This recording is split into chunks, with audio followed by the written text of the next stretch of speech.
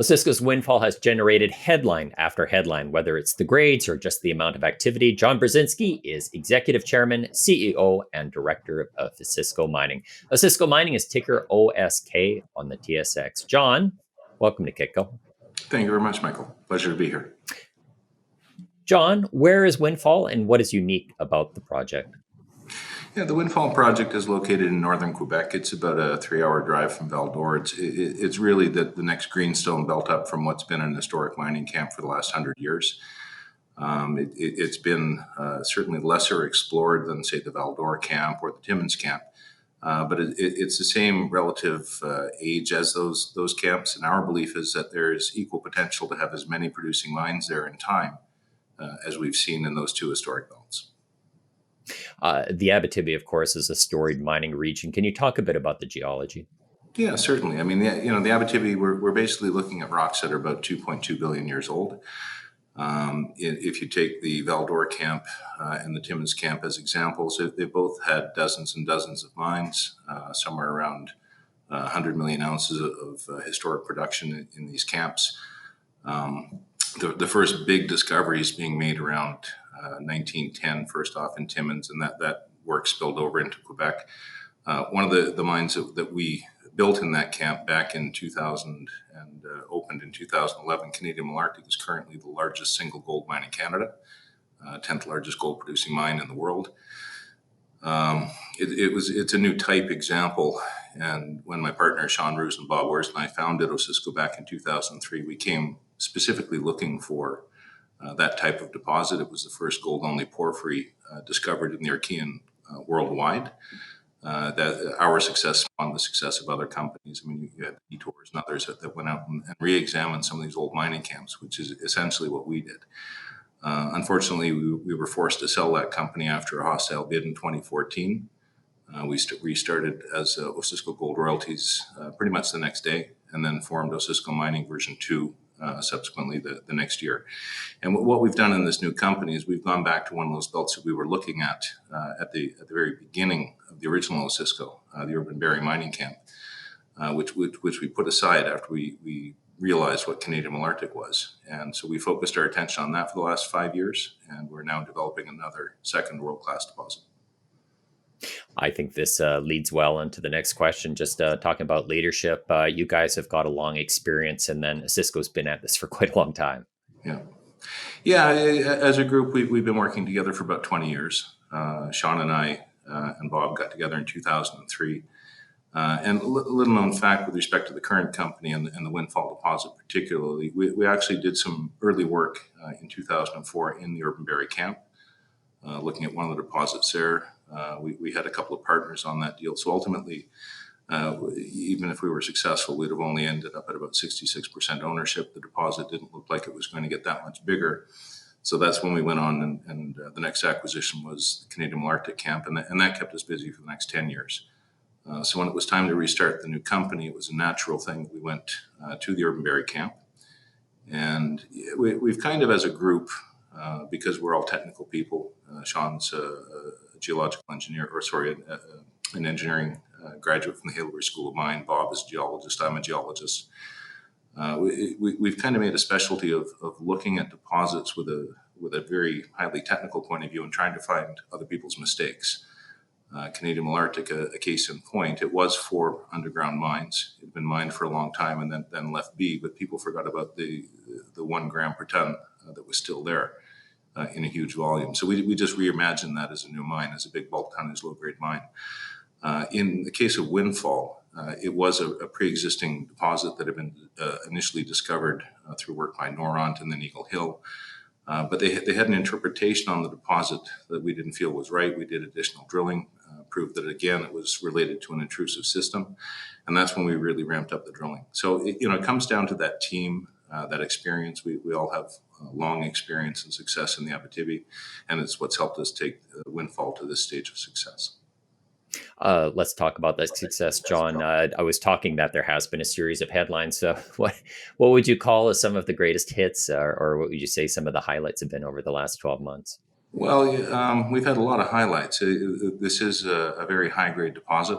That being said, what we're anticipating here is a grade somewhere between sort of 9, 10, 11 grams per ton eventually across the whole deposit when we're talking about mining grades. But some of the best successes we've had are things like this, which this piece of core runs about 3 to 5% actual visible gold. The assay on this particular piece of core was 90 kilograms per ton. You just don't see grades like that every day. So in that sense, this is, we feel, going to be one of those high-grade, long-life underground mines, typical of the Abitibi and the Archean, like the Red Lakes, like the Kirklands. What we're working on right now is a 10-year mine plan, but certainly from the drilling we've seen and our current resource, which goes down to about 1,200 meters, we have indications from drilling that this goes down at least double that depth. So, easily this could be a 20, 30, 40-year plus mine. What's the metallurgy like? Metallurgy is very simple. Again, back to this piece of core, you basically got a little bit of rock held together with gold. There's pyrite associated with the deposit, but there's no real arsenopyrite or chalcopyrite or anything else in terms of sulfides to speak of. We've had several large bulk tonnage samples that we've collected from the underground ramp work we've done. We've currently got about 10 kilometers of underground access to the deposit through a ramp. They've returned respectively about 95 to 97% recoveries. So the metallurgy is very simple. And knowing the two basic things when you're looking at a mining project is that you can't change. That's the geology and the metallurgy. All other things are just a function of the inputs and how you treat the deposit. It's a very good, very strong deposit. When you build the mine, what type of impact do you see? What's going to be required to build something? In terms of the impact to build, currently with the PEA that we put out earlier this year, we stated a capex of about $554 million. It's not huge, it's not small, but what we're envisioning is a mine that'll produce 300,000 ounces plus per year over a long mine life. When we built Canadian Malartic, for example, we had to move a third of the town. So I'm quite happy to say we don't have any houses to move this time. That was a huge undertaking. We literally spent about $180 million moving a third of the town of Malartic to the northern part of that town. We put up 5 or 6 new buildings as the infrastructure for the city. This is much more straightforward. It's not also an open pit mining scenario. This will be underground ramp access. So it has a minimal impact in terms of its surface area and how it looks visually in the area. How are community relations? Community relations are very good. I think I mentioned the part where we're not moving a third of a town. So again, it's lesser in terms of the social impact. But we are in Cree First Nation territory. We have a long-standing, very good relationship with the Cree. What we're basically looking at here is not having a lot of disturbance to the local area. We will be putting in a power line. There was pre-existing road access. And again, the footprint of the deposit and the eventual mining plan that we propose is not extreme. So the relationship is very good.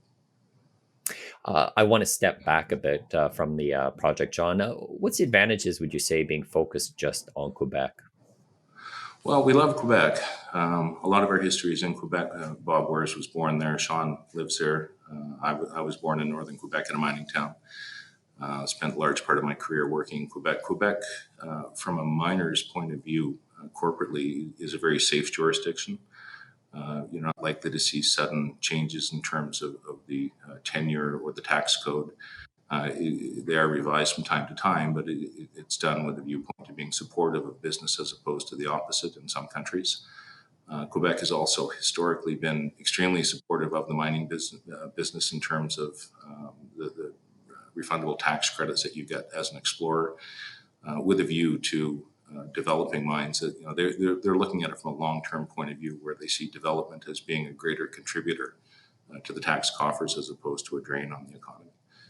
We've used that very successfully. When we drilled out Canadian Malartic back in 2005 up until 2009, we drilled about 1.2 million meters, largely through flow-through.